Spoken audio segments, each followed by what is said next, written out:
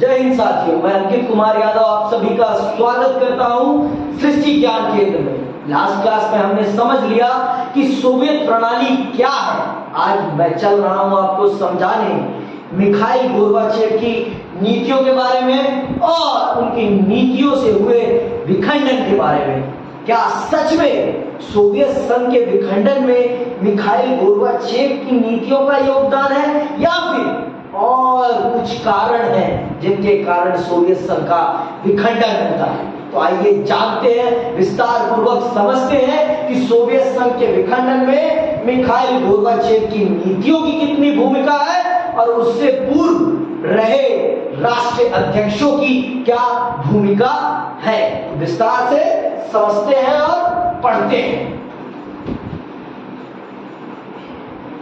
Mikhail Gorbachev ने इस व्यवस्था को सुधारना चाहा। किस व्यवस्था?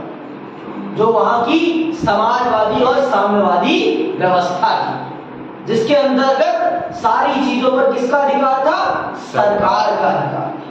किसी भी प्रकार की प्रतिस्पर्धा नहीं थी। समाज में सरकार के विरुद्ध बोलने का जनता के पास किसी भी प्रकार का कोई अधिकार नहीं था। देखिए, जब तक आपकी आलोचना न करने वाला कोई हो ना, आपके अंदर सुधार नहीं हो सकता। आपकी आलोचना होना बहुत जरूरी है। आपकी कमियां निकालने वाला कोई ना कोई होना जरूर चाहिए, तभी आप सही रूप में निखर सकते हैं। समझ नहीं बात? अगर आपकी आलोचना नहीं होती तो आपके अंदर के दोष और गुणों का सही रूप में सभी को पता नहीं चल पाए। तो मिखाइल गोर्बाचेव भी सोवियत संघ की उन कमियों को दूर करने का प्रयास करते हैं, लेकिन सोवियत संघ की जो पार्टी होती है, सोवियत संघ की जो पार्टी होती है, साम्यवादी दल जो होता है, वो उनको करने से ऐसा रोकता है। क्यों? क्योंकि वो मानता है कि जनता को आजादी नहीं मिलनी चाहिए, जनता पूर्ण रूप से नियंत्रित होनी चाहिए और जो जनता को हम कहेंगे, जनता को वही चीजें करनी चाहिए। तो मिखाइल गोर्बाचेव लंबे समय से देख रहे थे कि सोवियत संघ पश्चिम से पिछड़ रहा है, पश्चिम से पिछड़ रहा है और जनता में अंदरूनी आक्रोश पैदा हो रहा है। तो मिखाइल गोर्बाचेव इन्हीं सब चीजों को देखते हुए सोवियत संघ में सुधार की नीति को अपनाने का प्रयत्न करते हैं और वो परिवर्तन को लाने का प्रयास करते हैं। फिर क्या होता है, आइए देखते हैं। वे 1980 के दशक के मध्य में सोवियत संघ की कम्युनिस्ट पार्टी के महासचिव बने। पश्चिम के देशों में सूचना और प्रौद्योगिकी के क्षेत्र में क्रांति हो रही थी। मतलब आपके पश्चिम के देशों में टीवी, इंटरनेट, कंप्यूटर आ रहा था। मतलब यहाँ पर सूचना क्रांति हो रही थी। सूचना क्रांति का मतलब लोग एक दूसरे से जुड़ रहे थे, फोन के माध्यम से, कंप्यूटर के माध्यम से, इंटरनेट के माध्यम से। लेकिन इन सब चीजों का अभाव था। कहां पर? सोवियत संघ। सोवियत संघ कहीं ना कहीं मानवीय विकास के मामले में पश्चिम के मुकाबले पिछड़ रहा था। इस बात का आभास मिखाइल गोर्बाचेव को हो गया और वो जब आपकी साम्यवादी कम्युनिस्ट पार्टी के महासचिव बनते हैं तो वो इन सब चीजों में परिवर्तन लाने का और पश्चिम के देशों के साथ रिश्तों को सुधारने का प्रयास करते हैं और जनता को अधिकार देने का प्रयास करते हैं। लेकिन उनका ये फैसला कहीं ना कहीं सोवियत संघ में जो पुरानी व्यवस्था थी उसका एक विरोध पैदा कर देती है। जनता ये सब्र नहीं रख पाती। जनता सोचती है कि अगर हमने जल्दी से इस आजादी का लाभ नहीं उठाया तो हमारी इस आजादी को जल्दी ही हमसे छीन लिया जाए। तो जनता को जब आजादी मिलती है, जनता बेसब्र हो जाती है, बेसब्र हो जाती है और जनता अपेक्षा से अधिक चीजों की मांग करने लगती है। सुनना भी ध्यान से। और सोवियत संघ को इसकी बराबरी में लाने के लिए सुधार जरूरी हो गए थे। मिखाइल गोर्बाचेव सोवियत संघ को भी पश्चिमी देशों के मुकाबले में लाने का दम रखते थे, और अगर उनके मुकाबले में लाना था इनको सुधार करने की जरूरत थी। इनको अपनी नीतियों में सुधार करने की जरूरत थी। बिना नीतियों में सुधार करे बगैर, बिना नीतियों में सुधार किए बगैर सोवियत संघ को पश्चिम के मुकाबले में लाना असंभव था। तो मिखाइल गोर्बाचेव उन्हीं सुधारों की तरफ, उन्हीं सुधार नीतियों की तरफ ध्यान आकर्षित करते हैं और सुधार नीतियां बनाते हैं। क्या बनाते हैं? सुनना।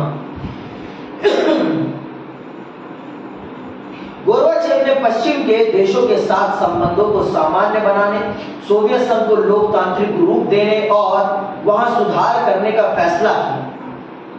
पश्चिम के साथ रिश्ते बेहतर करने और सोवियत संघ को एक लोकतांत्रिक स्वरूप देने का वो प्रयास करते हैं।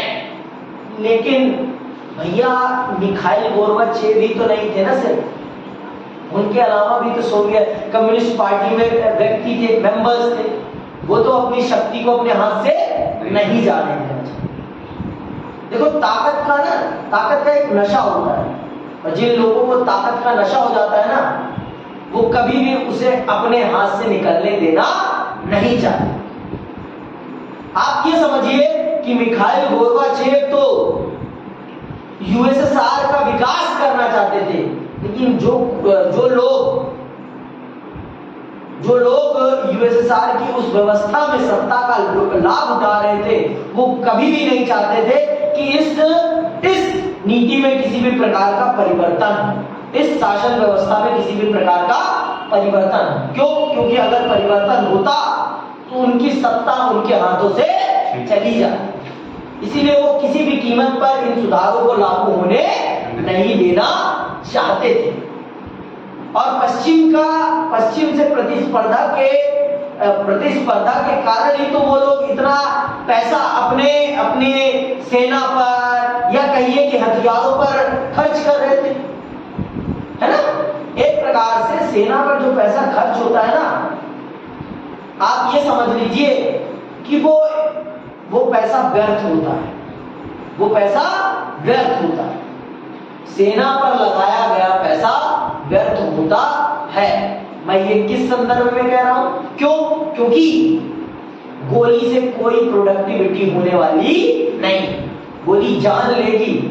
गोली से कहिए कि आप कुछ बना लेंगे तो कभी भी संभव नहीं, लेकिन आप उद्योग लगाएंगे, आप विश्वविद्यालय बनाएंगे, तो उनसे आप बहुत कुछ प्राप्त करेंगे, जो आपकी आय का साधन बनेगी, जो आपकी आय का साधन बनेगी, मतलब आपकी कमाई का साधन बनेगी। लेकिन बंदूक आपकी कमाई का साधन कभी नहीं बनती। समझ मेरी बात? बंदूक सिर्फ डर पैदा करती है, और डर भी कुछ ऐसा कि लोग अपनी आजादी को छोड़ देते हैं। आज पाकिस्तान जो बर्बादी की कगार पर है, उसके पीछे कहीं ना कहीं इस बंदूक की गोली का डर ही है, जो उनको सच बोलने नहीं देती, जो उनको सच बोलने नहीं देती। तो सोवियत संघ में भी कुछ ऐसा ही था। मिखाइल गोर्बाचेव सोवियत संघ को उस मकड़ जाल से निकालना चाहते थे, और इस शत्रुतापूर्ण माहौल को खत्म करके सोवियत संघ को विकास की राह पर लेकर चलना चाहते थे। लेकिन जिन लोगों को सोवियत संघ की इस पुरानी व्यवस्था से लाभ मिल रहा था, वो किसी भी रूप में इस व्यवस्था को परिवर्तित होने नहीं देना चाहते थे। तो आगे सुनिए क्या होता है। इस फैसले की कुछ ऐसी भी परिणतियां रही जिनका किसी को कोई अंदाजा नहीं था। पूर्वी यूरोप के देश सोवियत खेमे के हिस्से थे। आपको पता है, पूर्वी यूरोप के देश सोवियत खेमे के हिस्से। इन देशों की जनता ने अपनी सरकारों और सोवियत नियंत्रण का विरोध करना शुरू कर दिया। देखो आपको मैं बता देता हूं, आपके जो मिखाइल गोर्बाचेव थे ये सॉफ्ट पावर पर्सन थे। इन्होंने अपने शासनकाल में सेना को उतनी ज्यादा शक्तियां नहीं दी जितनी उनसे पहले के महासचिवों ने दे रखी थी। तो पूर्वी यूरोप से ये अपनी सेना को हटा लेते, पूर्वी यूरोप से अपनी सेना को हटा लेते। तो पूर्वी यूरोप की जनता में मैंने बताया ना, पूर्वी यूरोप की जनता में जन चेतना जागने लगी थी। किसके प्रति? अपने राष्ट्र के प्रति, कि हमें हमारे राष्ट्र का विकास करना है, हमें सोवियत संघ से कोई मतलब नहीं, हमें सोवियत संघ से कोई मतलब नहीं है, हमें हमारा राष्ट्र प्यारा है, हमें हमारा राष्ट्र प्यारा है। समझ में बात? और इस राष्ट्रवाद की भावना के पनपने का कारण क्या था? इस राष्ट्रवाद की भावना के पनपने का कारण था पूरे के पूरे यूएसएसआर में रूस गणराज्य की दादागिरी, कि यूएसएसआर में कुछ भी होगा वो किसके अनुसार होगा? रूस गणराज्य के अनुसार। रूस जो कहेगा वो ही होगा। तो इन पूर्वी यूरोप के गणराज्यों में मिखाइल गोर्बाचेव के शासनकाल में, उससे पहले भी उनके अंदर अपने राष्ट्र के प्रति, अपने गणराज्य के प्रति प्रेम उत्पन्न होने, राष्ट्रवाद की भावना उत्पन्न होने लगी थी। लेकिन मिखाइल गोर्बाचेव के शासनकाल में वो प्रेम अपनी सबसे ऊंचाई पे पहुंच जाता है, अपनी आखिरी सीमा पर पहुंच जाता है और आजादी की मांग करने लगता है, आजादी की मांग करने लगता है कि भैया अब तो हमें सोवियत संघ के साथ नहीं रहना। और ये ऐसा क्यों हो पाया? क्योंकि मिखाइल गोर्बाचेव के शासनकाल में सेना उस प्रकार से उत्तेजक रूप से काम नहीं कर रही थी या नियंत्रण नहीं रख रही थी जिस प्रकार का नियंत्रण मिखाइल गोर्बाचेव के शासन से पूर्व वो रखती थी। समझ में बात? अब सेना अब उस प्रकार का नियंत्रण नहीं रख रही है जिस प्रकार से पहले रखती थी। मतलब पूरा कंट्रोल रखता था आर्मी का, कि अगर किसी ने भी सोवियत संघ के खिलाफ कुछ बोला तो सीधे गोली, केहू ना बोली, सीधे गोली वाली बात थी। अगर सोवियत संघ के खिलाफ बोले कुछ, दम, गोली, खत्म, नो विद्रोह, प्रोटेस्ट करने का आपको कोई अधिकार नहीं। लेकिन मिखाइल गोर्बाचेव, मैंने बताया ना, मिखाइल गोर्बाचेव की नीतियां लोकतांत्रिक थी और लोकतंत्र में तो प्रोटेस्ट लोकतंत्र की जान माना जाता है, लोकतंत्र की जान माना जाता है प्रोटेस्ट, विरोध लोकतंत्र की जान है। अगर आपको आंदोलन करने की अनुमति नहीं है तो इसका मतलब आपके देश में लोकतंत्र नहीं है। अगर आपको अपनी जन अभिव्यक्ति करने की आजादी नहीं है तो इसका मतलब है कि आपका देश लोकतांत्रिक रास्ते पर नहीं चल रहा है। ये बात आप जान लीजिए। समझ में आई बात? आगे सुनिए। देशों की जनता ने अपनी सरकार और सोवियत नियंत्रण का विरोध करना शुरू कर दिया। गोर्बाचेव के शासक रहते सोवियत संघ ने ऐसी गड़बड़ियों में उस तरह का हस्तक्षेप नहीं किया जैसा अतीत में होता था। समझ रहे? पहले अगर इस प्रकार की गड़बड़ियां होती थी, सेना हावी हो जाती थी और जाकर जो लोग विरोध कर रहे होते हैं उनका दमन कर देती थी, उनकी जान, उनको सीधे जान से मार देती थी। लेकिन सोवियत मिखाइल गोर्बाचेव के शासनकाल में ऐसा कुछ भी नहीं होता। मिखाइल गोर्बाचेव के शासनकाल में सेना उस रौद्र रूप में नहीं होती जिस प्रकार से पहले के शासकों के शासनकाल में होती थी। क्यों? क्योंकि Mikhail Gorbachev soft power person थे। मतलब वो जनता की आजादी, जनता के अधिकारों को महत्वपूर्ण समझते थे, मतलब उनका आदर करते थे। वो मानते थे कि जनता को उनकी आजादी मिलनी चाहिए। जनता को भी विरोध प्रकट करने का अधिकार होना चाहिए। क्यों? क्योंकि वो लोकतंत्र के समर्थक थे, वो लोकतंत्र के समर्थक थे। समझ गई बात? आगे सुनो। पूर्वी यूरोप की साम्यवादी सरकारें एक के बाद एक गिर गई। पूर्वी यूरोप की साम्यवादी सरकारें एक के बाद एक गिरने लगी और यहीं से आपके सोवियत संघ के विखंडन का प्रारंभ होता है। देखिए, मिखाइल गोर्बाचेव सोवियत संघ को तानाशाही के मकड़ जाल से निकालना चाहते थे, लेकिन जनता उतना सब्र नहीं कर सकी।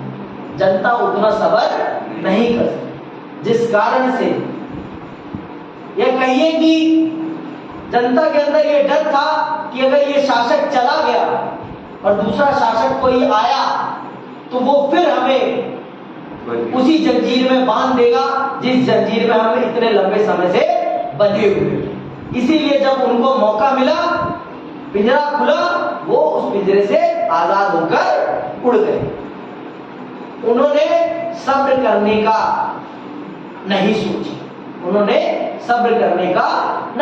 क्यों? क्योंकि अगर वो सब्र करते और मिखाइल गोर्बाचेव के स्थान पर फिर कोई तानाशाह आ जाता जो लोकतंत्र को नापसंद करता हो, तो फिर उनकी आजादी कैद हो जाती। इसीलिए जब उनको मौका मिला, उन्होंने धैर्य नहीं, उन्होंने सीधे कहा कि हमें इस पिंजरे को तोड़कर आजाद हो जाना चाहिए, फिर मौका मिले या ना मिले।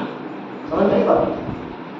इसीलिए कुछ लोग कहेंगे कि मिखाइल गोर्बाचेव की नीतियां ही सोवियत संघ के विखंडन का मूल कारण है, पर मैं ऐसा नहीं मानता।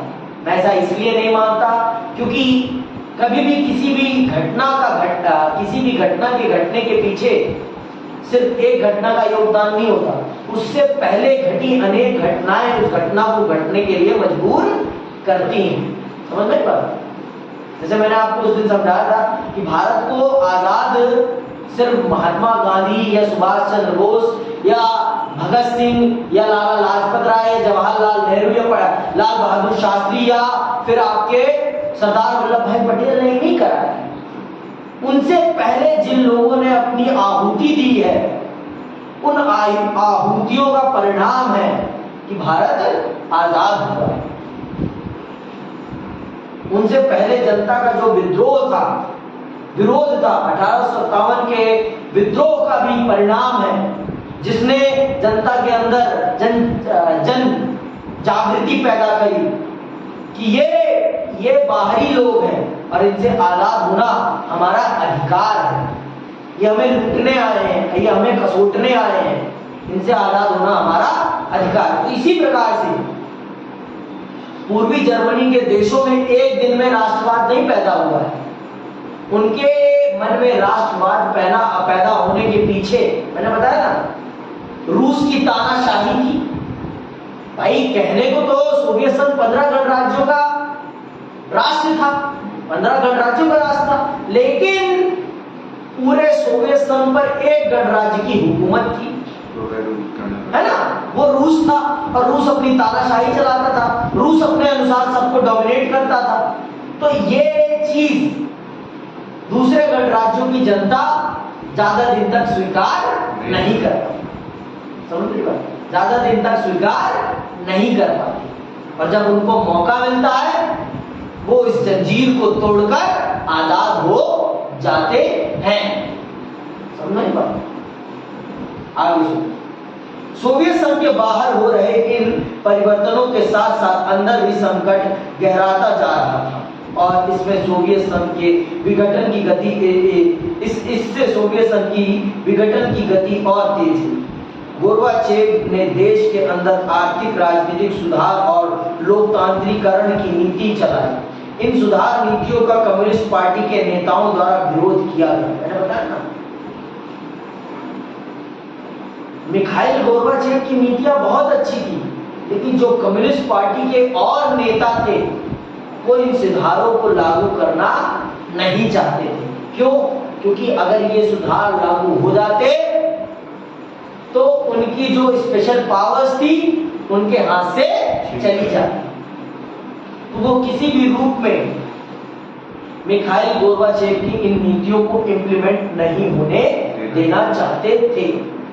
वो मिखाइल गोर्बाचेव की इन नीतियों को किसी भी रूप में इम्प्लीमेंट नहीं होने देना चाहते थे, जिससे कि उनके विशेषाधिकारों में किसी भी प्रकार की कमी ना आए, उनके विशेषाधिकारों में किसी भी प्रकार की कमी ना आए। समझ आई बात?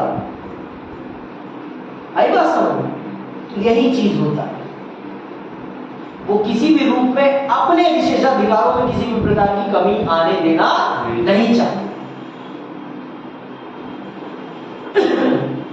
इसीलिए वो मिखाइल गोर्बाचेव की नीतियों का विरोध करते हैं। आगे सुनो, 1991 में एक तख्ता पलट भी हुआ।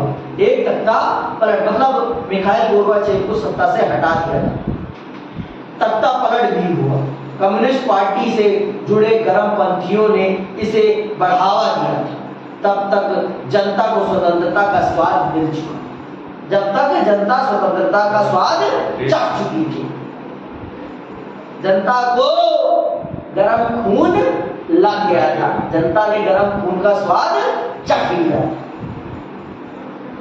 जनता ने आजादी का स्वाद चख लिया था।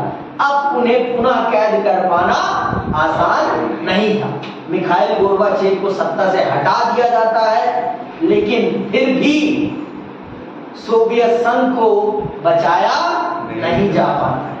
सोवियत संघ को बचाया नहीं जा पाता है। सुनना ध्यान से आगे। तब तक जनता को स्वतंत्रता का स्वाद मिल चुका था और वो कम्युनिस्ट पार्टी के पुरानी रंगत वाले शासन में नहीं जाना चाहते। जनता कम्युनिस्ट पार्टी के उस पुरानी रंगत वाले शासन में नहीं जाना चाहती थी। यल्त्सिन ने इस तख्ता पलट के विरोध में महत्वपूर्ण भूमिका निभाई और वे नायक की तरह उभरे। रूसी गणराज्य ने, जहां बोरिस यल्त्सिन ने आम चुनाव जीता था, केंद्रीकृत नियंत्रण को मानने से इनकार कर दिया। सत्ता मार्क्सों से गणराज्यों की तरफ खिसकने लगी। अब सत्ता मार्क्सों से गणराज्यों की तरफ खिसकने लगी। मतलब अब जो वो केंद्र सत्ता थी कम्युनिस्ट पार्टी की, वो सत्ता हटने लगी और सोवियत संघ के 15 के 15 गणराज्य अपने आप को आजाद घोषित करने लग जाते हैं कि अब हम यूएसएसआर के पार्ट नहीं, अब हम यूएसएसआर के पार्ट नहीं। तो आप ये कह सकते हैं कि मिखाइल गोर्बाचेव की नीतियों ने जनता को आजादी का स्वाद तो दिया, लेकिन फिर जब जनता के ऊपर पुनः वो बंदिशें लगने लगी, जनता ने फिर उन बंदिशों को अपने ऊपर लगने नहीं दिया। आप ये कह सकते हैं अगर ये कम्युनिस्ट पार्टी के थ्रू वो तख्ता पलट नहीं होता तो हो सकता था कि सोवियत संघ का विखंडन नहीं होता। लेकिन कहते हैं ना, लोग अपनी ताकत बचाने के लिए जी जान लगा देते हैं। तो कम्युनिस्ट पार्टी ने भी अपनी ताकत, अपनी सत्ता को बचाने के लिए जी जान लगाया, लेकिन जनता को आजादी का स्वाद लग चुका था। जनता को आजादी का स्वाद लग चुका था। अब वो कम्युनिस्ट पार्टी के मकर जाल में पुनः फंसने वाली नहीं थी। समझ में आई बात? अब जनता कम्युनिस्ट पार्टी के उस पुराने शासन में, जहां जनता को चू तक बोलने की आजादी नहीं थी, उस शासन व्यवस्था में नहीं जाना चाहती। उस शासन व्यवस्था में नहीं जाना चाहती थी जिस शासन व्यवस्था में एक गणराज्य का दबदबा हो। हर गणराज्य चाहता था कि हमारा गणराज्य हमारे अनुसार चले, हमारी नीतियों, हमारी जरूरतों के अनुसार चले। इसीलिए यहां कहा गया मार्क्सिस्टों से ताकत अब कहां जाने लगी? गणराज्यों की तरफ जाने लगी। हर गणराज्य अब अपने आप को अलग करना चाहता था, अपने गणराज्य को अपने अनुसार चलाना चाहता था, अपने अनुसार चलाना चाहता था। अगर भारत में भी हम ऐसे करें देखो भारत में भी अगर हम किसी एक स्टेट के अनुसार सभी स्टेटों को चलाएं तो भारत में भी ये स्थिति बन सकती है। समझ रहे बात? कोई भी स्टेट किसी दूसरे स्टेट के अनुसार नहीं चलना चाहता भाई। महाराष्ट्र को अगर हम उत्तर प्रदेश के अनुसार चलाएंगे तो ये महाराष्ट्र की जनता के साथ सही होगा? या हम कहें कि महाराष्ट्र के अनुसार उत्तर प्रदेश को चलाएं तो उत्तर प्रदेश की जनता के साथ सही होगा? क्यों नहीं सही होगा? क्योंकि दोनों ही जनताओं की अपनी अलग अलग अपेक्षाएं हैं। तो अलग अलग अपेक्षाओं के अनुसार ही चलाया जाए तो ज्यादा बेहतर है। पर यही चीज सोवियत संघ में नहीं हो पाई। सोवियत संघ में पूरे सोवियत गणराज्य को सिर्फ एक गणराज्य के अनुसार चलाया जा रहा है, जो कि अन्य गणराज्यों में विरोध की भावना को पैदा करता है। और मिखाइल गोर्बाचेव के शासनकाल में जब उन्हें आजादी के भाव मिलते हैं, आजादी का समय मिलता है, तो वो अपनी उस आजादी को पूर्ण आजादी में परिवर्तित करने का प्रयास करते हैं और वो उसमें सफल होते हैं। फिर वो कम्युनिस्ट पार्टी के उस पुरानी शासन पद्धति में किसी भी रूप से नहीं जाते, जिस शासन पद्धति में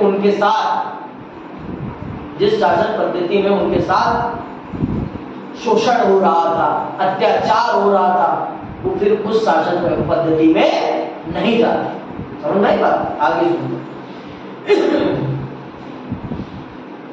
सत्ता मार्क्सों से गणराज्यों की तरफ खिसकने लगी। ऐसा खासकर सोवियत संघ के उन भागों में हुआ जो ज्यादा यूरोपीकृत थे, और ऐसा उन क्षेत्रों में हुआ जो यूरोप से लगे हुए। क्यों? क्योंकि वो देख रहे थे कि पश्चिमी यूरोप के देश कितनी तेजी से प्रोग्रेस कर रहे हैं। तो उनके अंदर भी ये इच्छा पैदा होती है कि अगर सोवियत संघ से अलग होकर हम प्रोग्रेस कर सकते हैं तो हमें सोवियत के साथ रहने की क्या जरूरत है।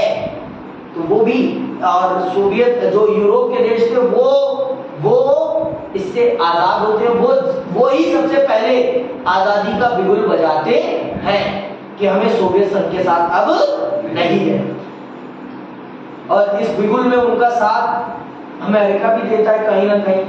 अमेरिका तो चाहता ही है कि सोवियत संघ टूट जाए और वो दुनिया की सबसे बड़ी महाशक्ति बन जाए।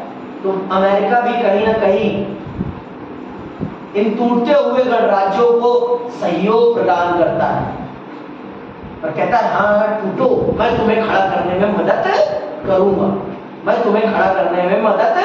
करूंगा, आगे सुनो। और अपने को संप्रभु राज्य मानते थे। आश्चर्यजनक तौर पर मध्य एशियाई गणराज्यों ने अपने लिए स्वतंत्रता की मांग नहीं की। वे सोवियत संघ के साथ ही रहना चाहते थे।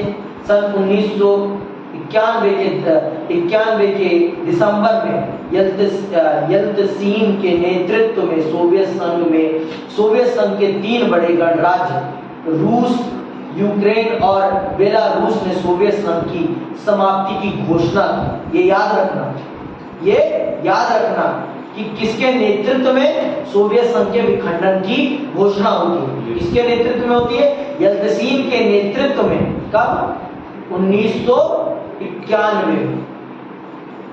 1991 के दिसंबर में यल्त्सिन के नेतृत्व में सोवियत संघ के 3 बड़े गणराज्य, कौन कौन से? रूस, यूक्रेन और बेलारूस ने सोवियत संघ की समाप्ति की घोषणा की। कम्युनिस्ट पार्टी प्रतिबंधित हो गई और परिवर्तित सोवियत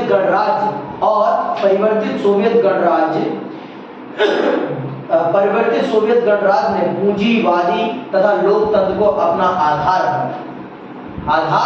बनाया। साम्यवादी सोवियत गणराज्य के विघटन की घोषणा और स्वतंत्र राज्यों के राष्ट्रकुल का गठन बाकी गणराज्यों खासकर मध्य एशियाई गणराज्यों के लिए बहुत आश्चर्यचकित करने वाला था। ये गणराज्य अभी स्वतंत्र राज्यों के राष्ट्रकुल से बाहर थे। इस मुद्दे को तुरंत हल कर लिया गया। इन्हें राष्ट्रकुल का संस्थापक सदस्य बनाया गया। रूस को सोवियत संघ का उत्तराधिकारी राज्य स्वीकार किया गया। रूस को सुरक्षा परिषद में सोवियत संघ की सीट मिली।